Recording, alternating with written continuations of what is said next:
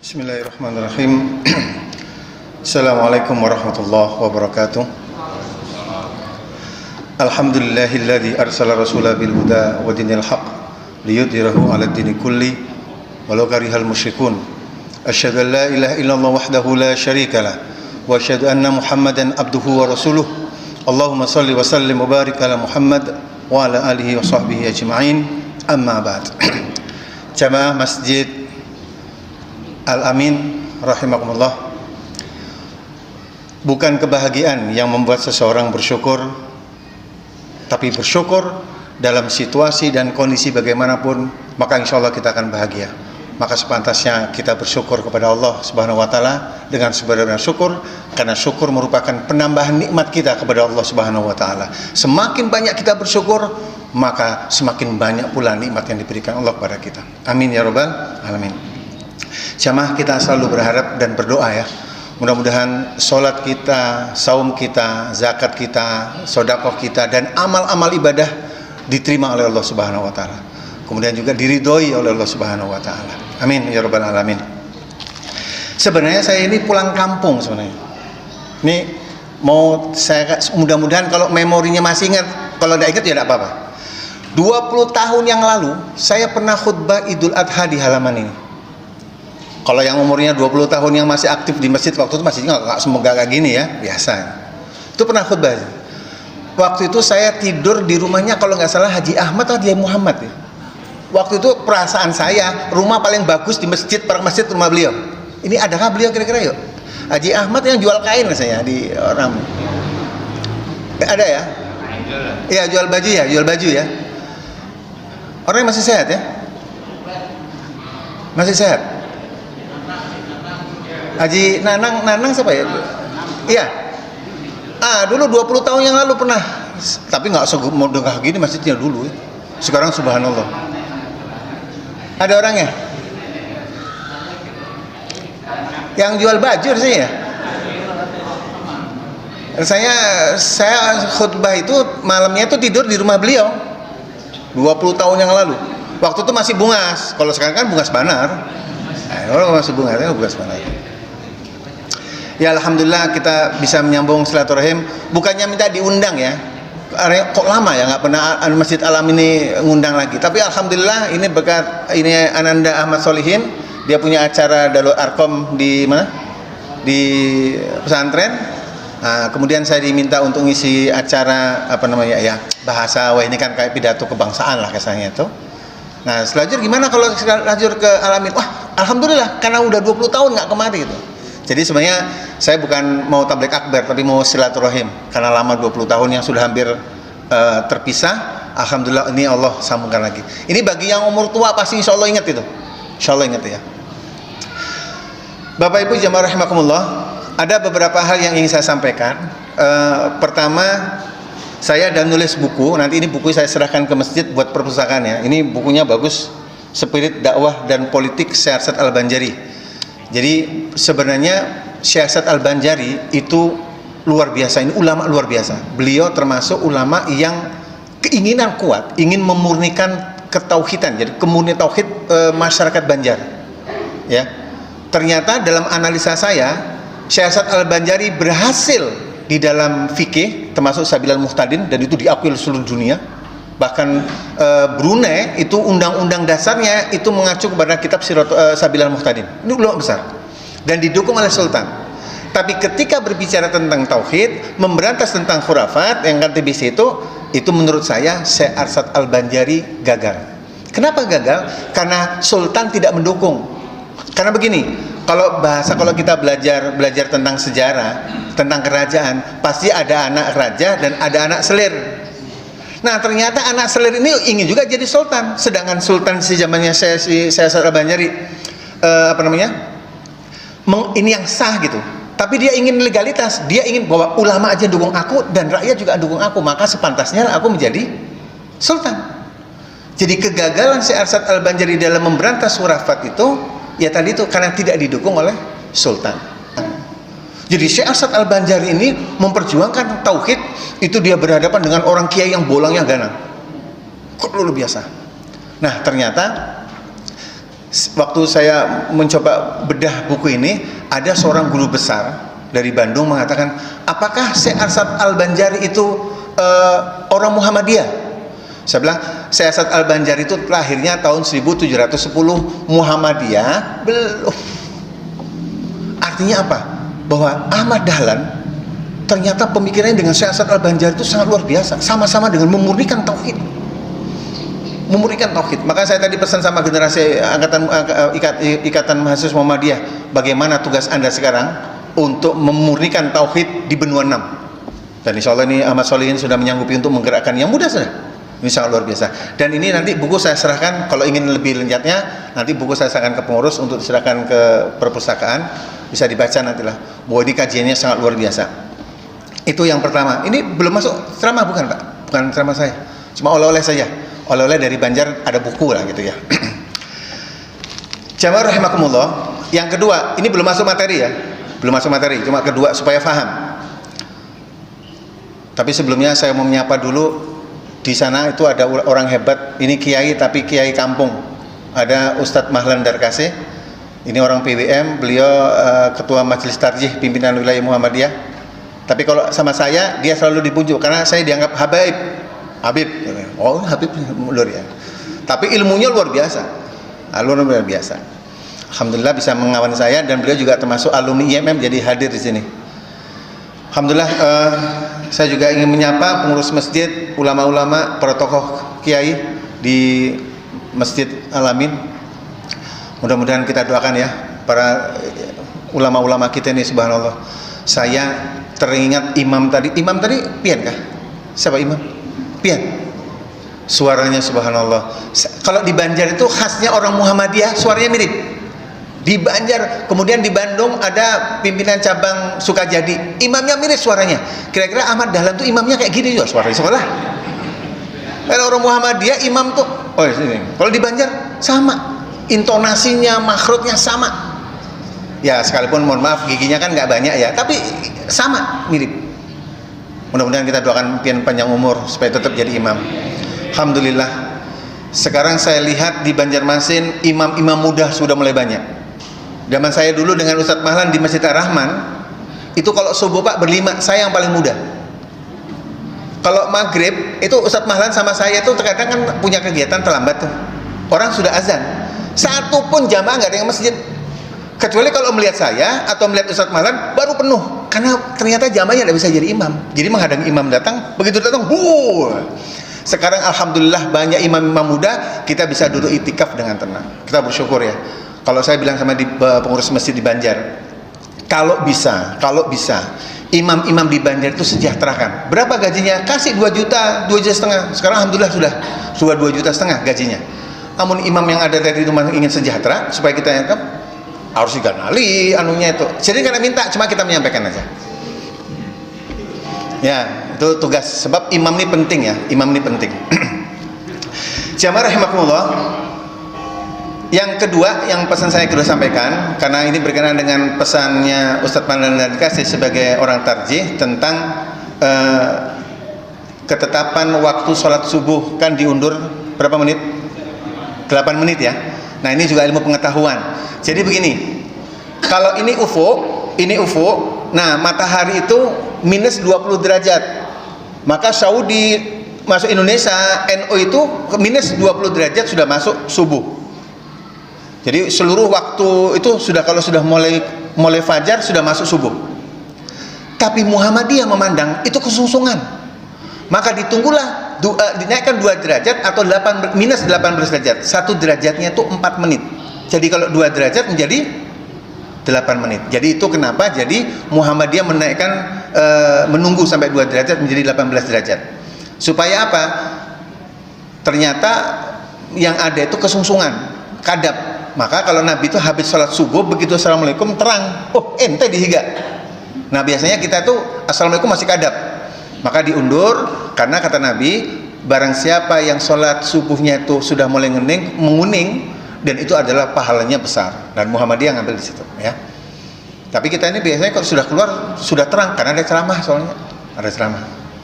Ini pengetahuan kenapa kita diundur.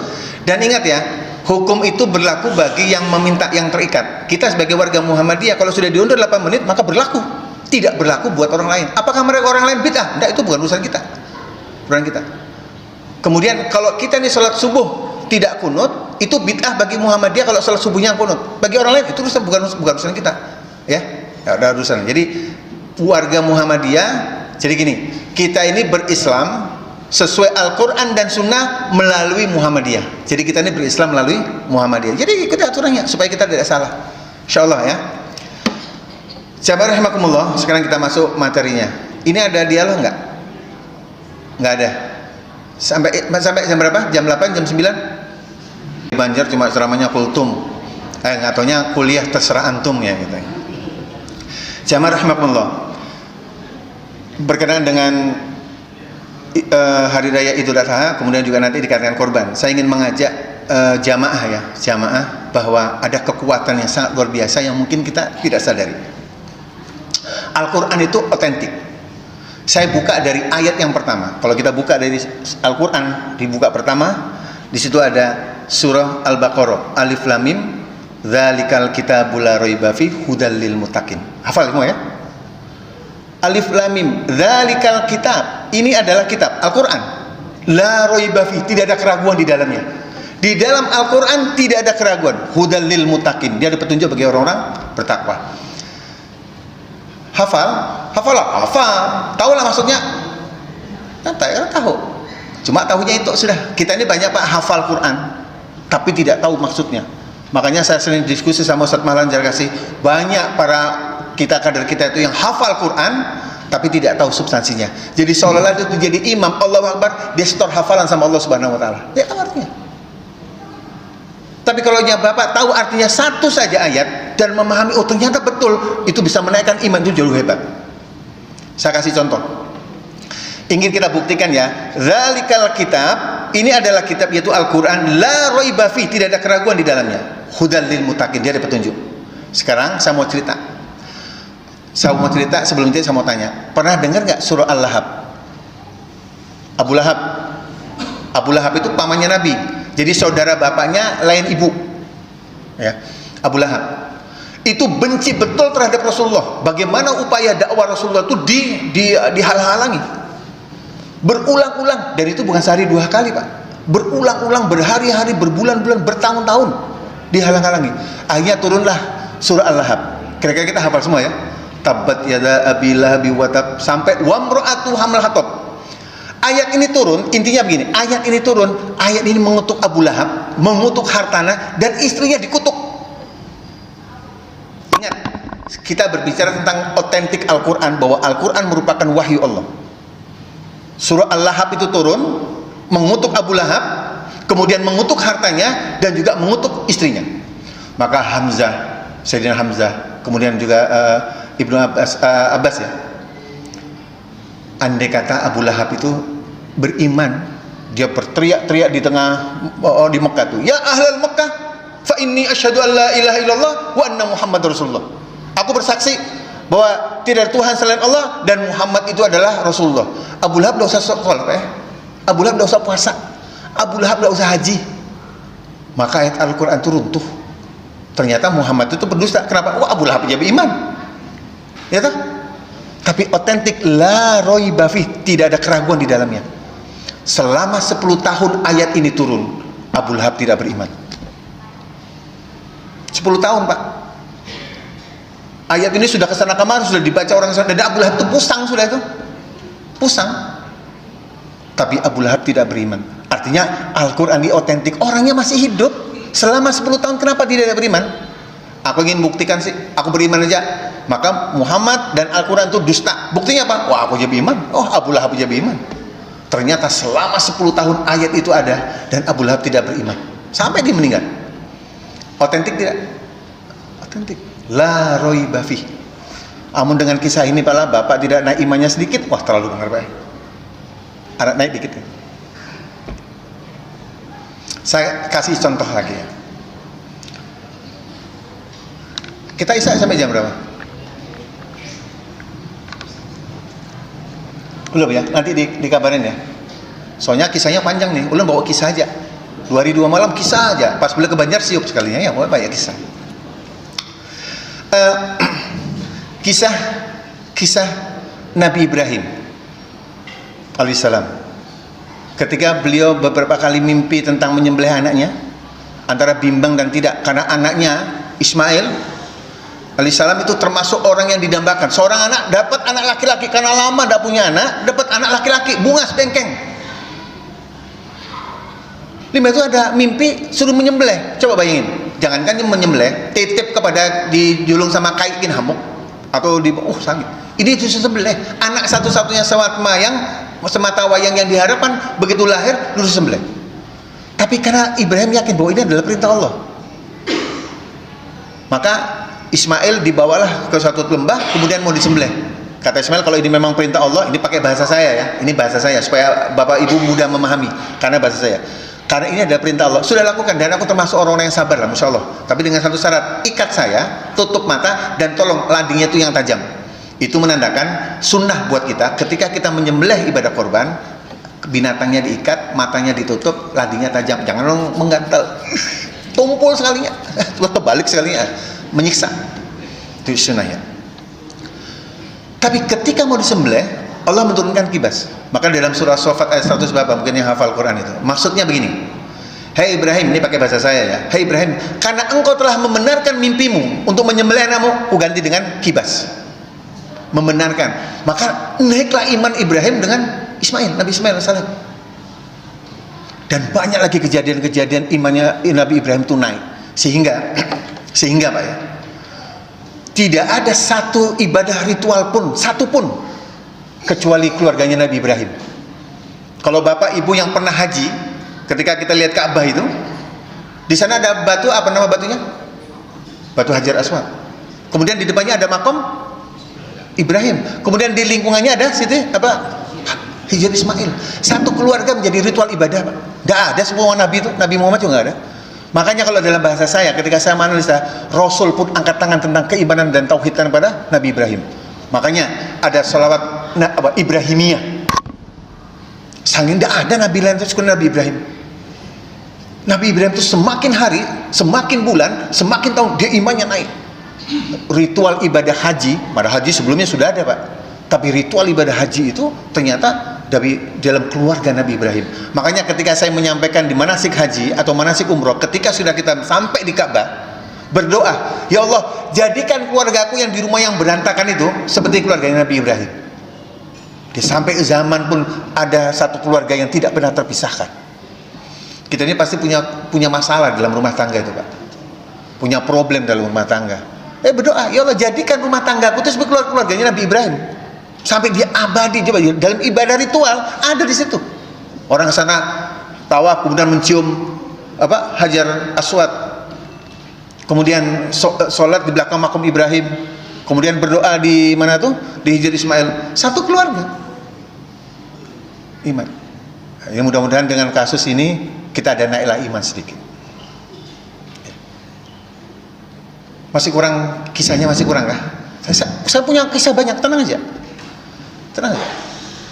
Jadi kasusnya Nabi Ibrahim ternyata subhanallah itu, makanya saya perhatikan ya, tidak ada Pak dalam satu Nabi sama 25 dan Rasul Nabi itu yang menjadi ritual ibadah kecuali keluarga Nabi Ibrahim. Luar biasa, itu keimanan itu luar biasa. Ditinggal di tempat yang tandus ternyata menjadi apa? Awwala baitin mubarak, dia menjadi pertama kali rumah yang berkah. Bibak kata mubarak. Sampai sekarang. Padahal tanah yang tandus. Mekah itu Pak ditutupi lembah, di bawah lembah. Gersang dia. Subhanallah. Ini tema kita dengan berkenaan dengan korban dan untuk meningkatkan iman ya. Korban dan meningkatkan iman. Nah, kalau masih kurang saya bawa kisah lagi. Ketika perang Khandaq, kata Salman Al-Farisi, ya Rasulullah, gimana kalau kita membuat parit? Itu pro kontra, ada yang setuju yang tidak, karena itu sesuatu yang pertama dalam sejarah, tidak ada orang membuat parit yang besar itu yang panjang. Lalu ada, ya Rasulullah, ini bagus ini, Maka tidak pernah dalam sejarah yang membuat parit kecuali saran Salman Al-Farisi. Maka Rasul pun menyetujui membuat parit. Maka di lubangnya ditarik, di lubangnya. Nah, ketika Salman Al-Farisi ketika ketemu batu besar, berapa kali nggak bisa, maka lapor kepada Rasulullah, ya Rasulullah, itu ada batu, susah saya memecahkan. Bisa kan Rasulullah bantu? Sini. Kayak macam kayak cangkul tapi yang tajam itu. Catukan pertama, pukulan pertama 3/4 pecah, keluar cahaya, dan Rasul pun tersenyum. Maka Rasul menjawab Allahu Akbar. Pukulan kedua Rasul senyum baca Allahu Akbar. Pukulan ketiga pecah 1/4, tersenyum, kemudian Allahu Akbar. Umar bin Khattab radhiyallahu anhu penasaran, ya Rasulullah, kenapa engkau senyum dan mengucapkan Allahu Akbar? Tahukah kalian, ketika pertama aku ingin memecahkan batu ini yang 1/4 jatuh, aku tersenyum. Kemudian aku mengucapkan Allahu Akbar karena aku menerima kunci-kunci negara Istana Syam, Istana Putih. Pukulan yang kedua, aku menerima kunci-kunci di Persia, negara Istana Merah. Kemudian pukulan yang ketiga, aku menerima kunci-kunci di Yaman, Istana Yaman, San'ah. Ternyata berita ini sampailah, waktu itu Khalid bin Walid belum beriman, dan dia, Bapak Ibu, Khalid bin Walid ini menurut tatanan sejarah kurang lebih 50 kali peperangan tidak pernah kalah. Baik dia perang sama muslim atau orang kafir tidak pernah kalah. Memang ahli strategi dia. Sampailah beritanya kepada Khalid bin Walid. Apa kata Khalid bin Walid? Muhammad ini gila. Kan dia belum Islam. Dia panggil Muhammad ini gila. Medina itu kata kecil, Persia itu besar, Roma juga besar. Mana mungkin yang kau kecil itu bisa menguasai dua kota yang dua benua?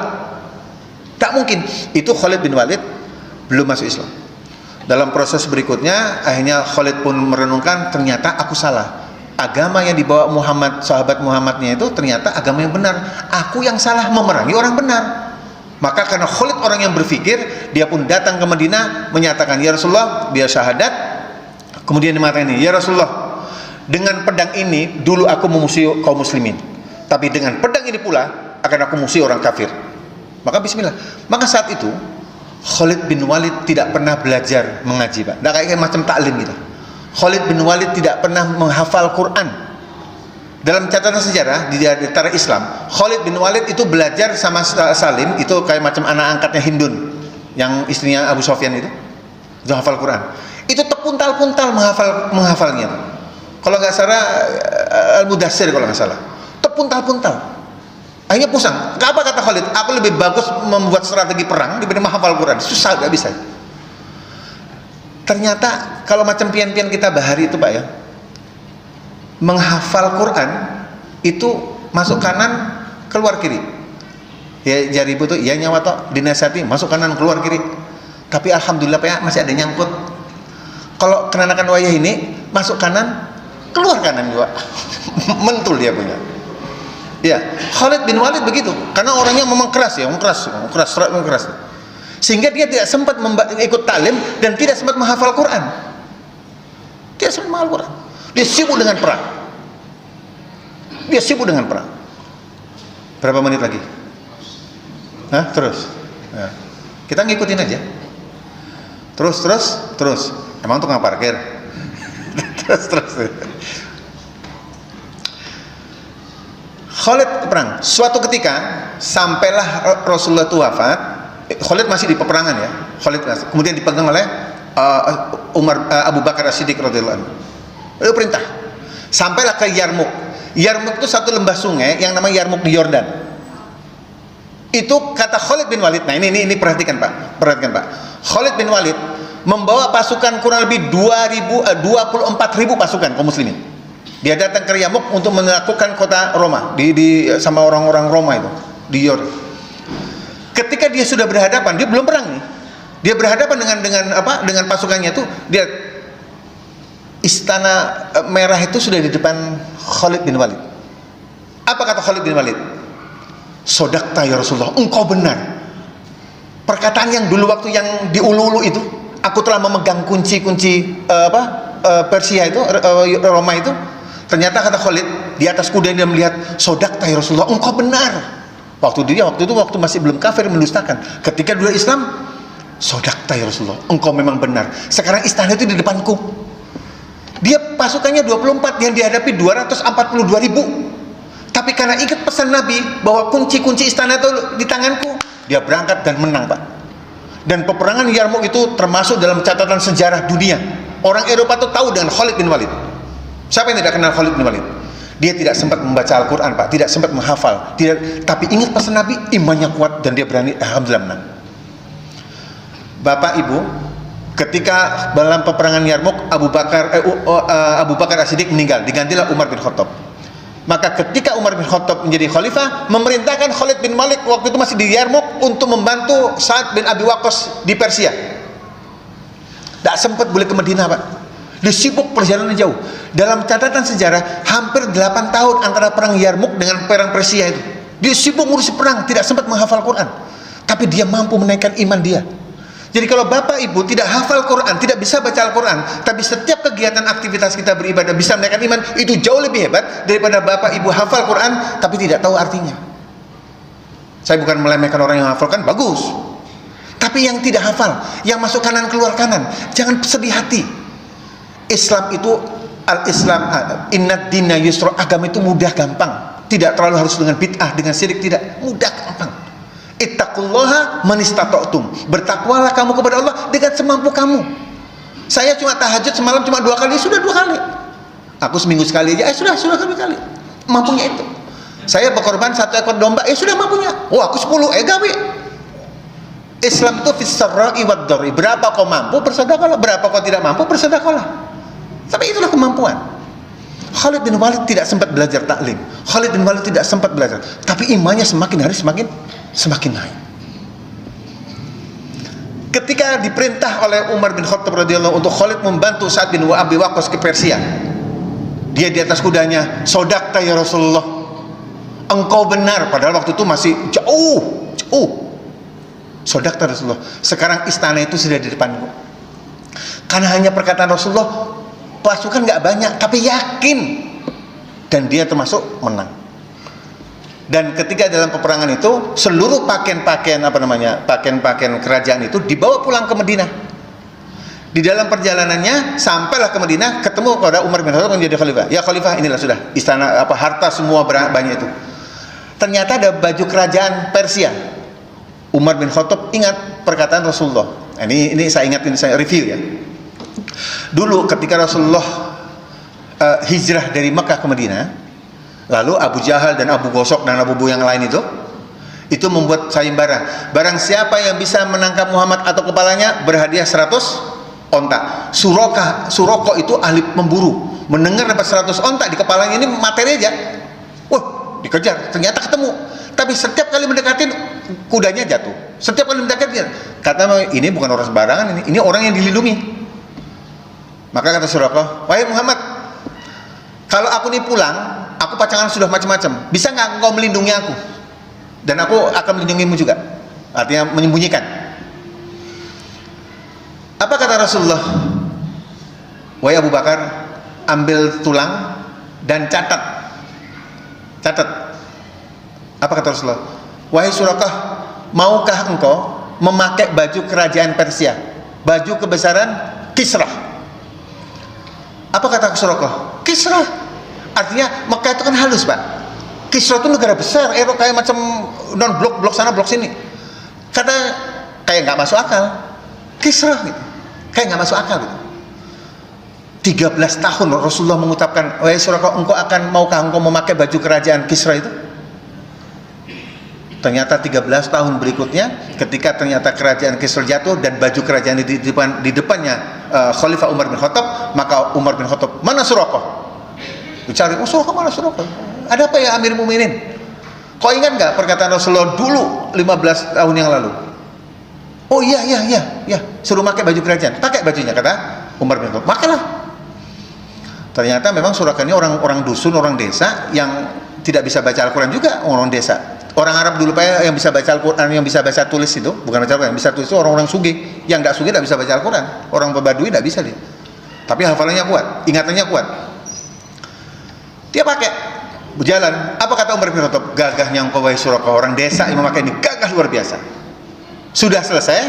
Apa kata Umar bin Khattab? "Tinggalkan bajunya itu." Kata Suraka, "Bukankah ini milikku ya?" Mukminin, kau cuma disuruh memakai bukan memiliki. Lepas. Khalid Umar bin Khattab. Kan disuruh pakai, maukah engkau pakai? Maukah engkau miliki, kan beda ya. Rasulullah kan cuma memberikan jaminan apa? Maukah engkau pakai? Rasul itu ya suraka, engkau suruh pakai bukan memiliki. Lepas. Maka dilepaslah. Tapi begitu Suraka mendengar itu, nah dia nangis luar biasa. Sodakta engkau ya Allah ya Rasulullah, sodakta ya Rasulullah, engkau adalah habibina, engkau benar sekalinya. 13 tahun yang lalu engkau mengatakan maukah engkau memakai baju, sekarang aku memakai. Makin naik imannya Suraka. Ini luar biasa Pak. Kejadian-kejadian para sahabat ini sangat luar biasa. Mudah-mudahan sekarang kepada kita nih, adakah sholat kita yang tiap hari subuh datang, boleh pengajian, boleh mintu-mintu aja kah? Atau ada naik iman kita? Adakah naik iman kita ketika kita berkorban? Adakah iman kita naik ketika Ramadan? Ada perubahan kah? Kalau tidak, bagaimana Khalid bin Walid yang tidak sempat ikut kajian-kajian? Dia tidak sempat menghafal Quran, tapi semakin hari semakin tahun dia imannya makin naik, makin naik, makin naik. Pak, kalau orang itu sudah beriman kepada Allah Subhanahu wa taala, haramallahu 'alan nar. Ini hadis Bukhari. Saya perkuat ini ya. Suatu ketika Rasulullah itu berjalan dengan ada kurang lebih 30, ada satu buku 30 anak muda yang pernah digonceng sama Rasulullah, termasuk Anas bin Jabal, Muaz bin Jabal. Anak kecil. Coba anak kecil digendong Rasulullah, senang kan? Di belakang, di khemar, digonceng. Di dalam perjalanannya, maka Rasul pun mengatakan kepada Muaz bin Jabal, ya Rasul, na'am ya, labbaik Allah ya Rasulullah wa saidak. Saya datang atas panggilanmu dan saya senang. Kalau saya datang, saya senang dan engkau pun senang. Ini ada apa ya? Kalau ada yang datang, siapa ya? Ya apa ya? Datang yang dirindukan tuh, nah. Ada surga yang dirindukan, datang dirindukan. Bilanya datang kita senang. Tapi ada yang datang, ini pulang. Ya kalau lah, ada yang ya. Nah, labbaik Allah wa saidak. Artinya saya datang atas panggilanmu dan saya senang, atau mudah-mudahan aku datang itu kau senang. Makanya kalau misalnya labbaik Allah itu, kalau orang umrah dan haji talbiyah itu dipakai, aku datang atas panggilanmu. Labbaik Allah, labbaik. Labbaik ya Rasulullah wa saidak. Ya kalau misalnya datang, siapa datang? Oh, Datuk Abi udah, ramai ini.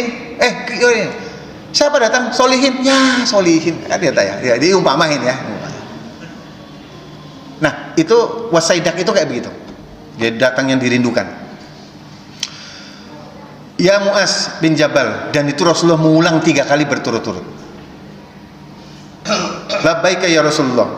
Apa? Maka Rasul pun bersabda. Ini hadis Bukhari. Man asyhadu an la ilaha illallah wa anna Muhammadar Rasulullah sidqan fil qalbi haramallahu 'alan nar. Kata Rasulullah, wahai Muaz bin Jabal, barang siapa yang mengatakan asyhadu an la ilaha illallah wa asyhadu anna Muhammadar Rasulullah sidqan fil qalbi, tulus ikhlas dari hatinya, maka Allah mengharamkan dia masuk ke dalam neraka. Maka Muaz rasa himung. Maka kata Muaz, ya Rasulullah, bolehkah berita yang gembira itu aku sampaikan kepada manusia? Akhbarun nas. Ini kabar gembira ya Rasulullah. Maka kata Rasulullah mengatakan, apa ya? Bahasanya itu supaya nyaman itu apa ya? Idzan yantaliku itu maksudnya gini, jangan deh. Nanti kalau kau sampaikan itu, nanti orang tidak sholat, nanti orang tidak haji dan sebagainya. Terus gimana? Jangan kau sembunyikan, jangan kau ceritakan. Karena Muaz merasa bersalah, khawatir nanti dia menyembunyikan ilmu, dia sampaikan di akhir hayatnya. Jadi ketika mau akhir hayat, maka Muaz pun menyampaikan. Dulu Rasulullah pernah menyampaikan ini. Barang siapa yang mengucapkan asyhadu an la ilaha illallah wa asyhadu anna Muhammadar Rasulullah sidqan fil qalbi haramallahu 'alan nar.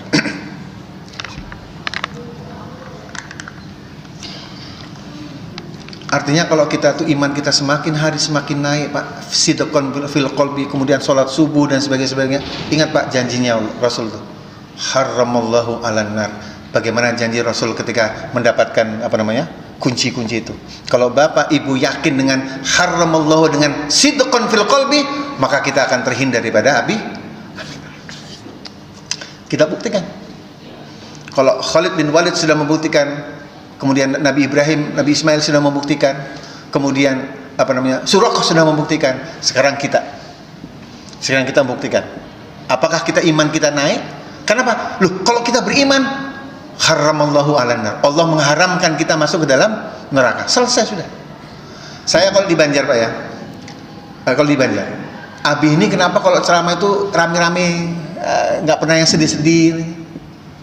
Kita ini berdoa, di akhir doanya Pak, Rabbana atina fid dunya hasanah wa fil akhirati hasanah. Mudah-mudahan ibadah kita di dunia itu nyaman, sehat, masuk surga lagi. Ini sudah hidup susah, masuk neraka pula. Ya toh? Jadi suatu ketika ada seorang sahabat ketika haji melempar jumroh itu terlalu nafsu. Nabi melarang, berislamnya sedang-sedang saja. Tidak senang pakai ini haram, harus bid'ah pakai ini. Sadar. Ya kalau ada yang saudara kita, bukan di Banjar sini mungkin tidak ada saudara kita. Dulu enggak, hanya aja nih. Kalau sholat itu Pak ya, kopiahnya agak miring sedikit, lalu pokoknya Allahu Akbar. Kayak susah gitu loh. Padahal Islam itu mudah, gampang. Kan kayak memberatkan diri. Islam enggak biasa sih. Jadi jangan memberatkan beragama, santai saja. Jangan terlalu serius santai saja. Inna dina yusra, agama itu mudah, gampang, nggak susah. Ittaqullaha man istata'tum. Bertakwalah kamu seberapa kamu mampu. Selesai sudah. Azan. Sudah? Sudah. Hah? Serius? Itu apa? Bunyi. Kesimpulan. Soalnya saya mungkin malam ini insya Allah Pak kada boleh ke Banjar, jadi hendak istirahat. Tapi hendak dibawain makan itik panggang kada betulang aja. Dulu saya pernah ikut syuting di mana itu, di Pasar Alabi ada Haji siapa itu? Haji siapa? Ipul kah? Syuting di situ. Tolong promosikan dong. Itik panggang tambah tulang. Oh, hanyar Haji, hanyar. Saya kan di TVRI dulu ya.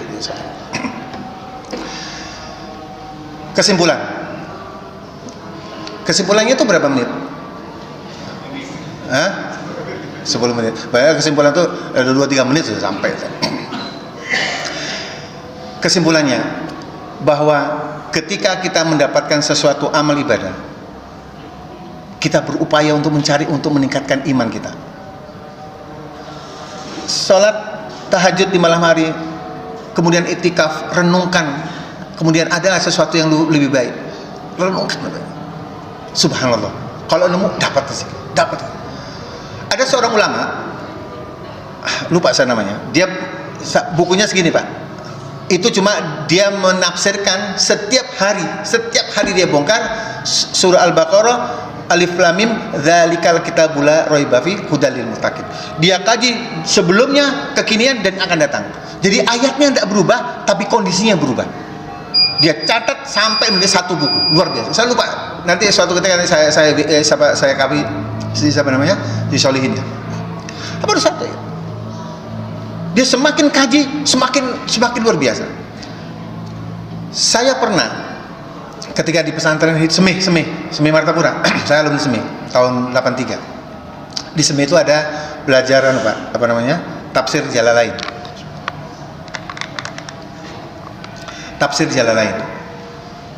Ketika saya baca, tidak terasa air mata itu nangis. Saya nangis. Lalu saya bergumam dalam hati, subhanallah, ayat Al-Quran itu begitu indahnya. Kenapa orang Bahari tidak beriman? Al-Fatihah, susunan Al-Fatihah itu cantiknya luar biasa. Kalau orang paham sastra Pak, Al-Fatihah itu sangat luar biasa. 7 ayat mempengaruhi luar biasa. Luar biasa. Kenapa orang Bahari yang ada Nabi dia tidak beriman? Kita yang jauh, subhanallah. Itu makanya iman kita dengan mereka itu hebat, karena kita tidak kenal Nabi, tidak ada sahabat, tapi kita masih beriman, itu jauh lebih hebat. Dan ini adalah bekal kita Pak untuk meningkatkan iman. Makanya baca, tidak usah banyak-banyak, baca satu, cari terjemahannya. Bapak yang membaca terjemahan yang ada itu karena terjemahan daripada Depak. Muhammadiyah juga punya terjemahan, orang NU juga punya terjemahan. Saya kasih contoh yang ringan saja ya, supaya paham tentang isi Al-Quran. Saya tidak makan. Kenapa? Saya tidak makan karena apa?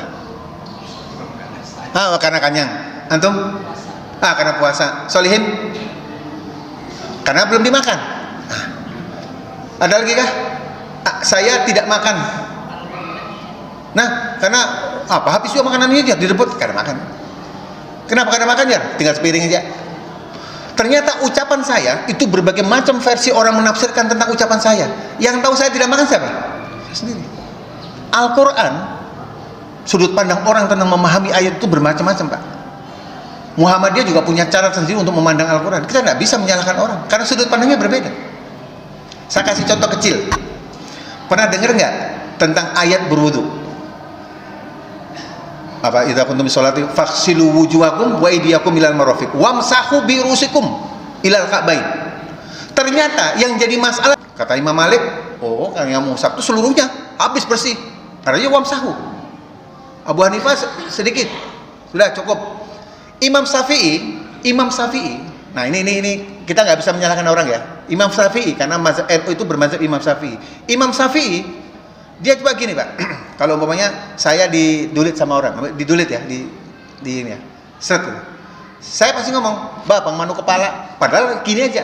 Tapi disebut dengan kepala. Maka wamsahu bi rusikum, menghapus kepala ini sudah cukup menurut Imam Syafi'i. Minimal 3 helai rambut itu sudah cukup sampai. Tapi Imam Syafi'i sebenarnya berwudunya kayak itu juga. Apabila mungkin banyunya tidak ada dalam keadaan darurat, itu sebagian sudah cukup menurut mazhab Imam Syafi'i. Tapi di Muhammadiyah, wudunya itu menurut Rasulullah melalui Utsman bin Affan. Utsman bin Affan itu berwudunya seperti Rasulullah yang kayak gini. Maka apabila berwudunya sempurna, maka Allah akan mengampuni. Jadi kalau ini sudah pesannya Utsman bin Affan melalui Nabi, maka wudu-wudu kita itu, Pak, kalau sesuai dengan tarjih Muhammadiyah, maka Allah akan mengampuni kita. Sehari 5 kali berwudu, maka Allah mengampuni sehari wudu. Itu baru wudu. Baru wudu. Namun pian masih berwudu nang kecapuk-kecapuk juga, berarti imannya masih kecapuk-kecapuk juga. Ya, harus ditingkatkan. Butuh saja, itu sangat luar biasa. Ada banyak manfaat-manfaat wudu itu banyak sekali. Ya, jadi pemahaman tentang ayat Al-Quran yang tahu siapa? Allah Subhanahu Wa Taala. Kita tidak tahu. Maka persepsi, ini yang dimaksud, ini yang dimaksud. Maka banyak tafsir-tafsir Al-Quran tentang firman Allah. Macam-macam tafsirnya. Ada yang sesat, ada yang sedang, ada yang bagus, dan sebagainya. Bapak pernah dengar tafsir namanya tafsir fi Dzidalil Quran, Said Qutb. Beliau menulis tafsir itu di dalam penjara tanpa referensi, hafal ya Pak. Maka ada orang yang tidak suka, ini sesat ini, karena tanpa referensi. Tapi bagi orang yang ini luar biasa, beliau nulis tafsir ini di dalam kuburan tanpa ada referensi.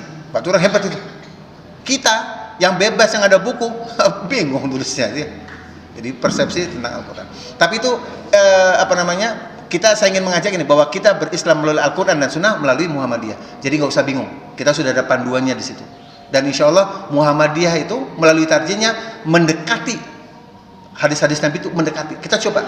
Jadi insya Allah tidak salah.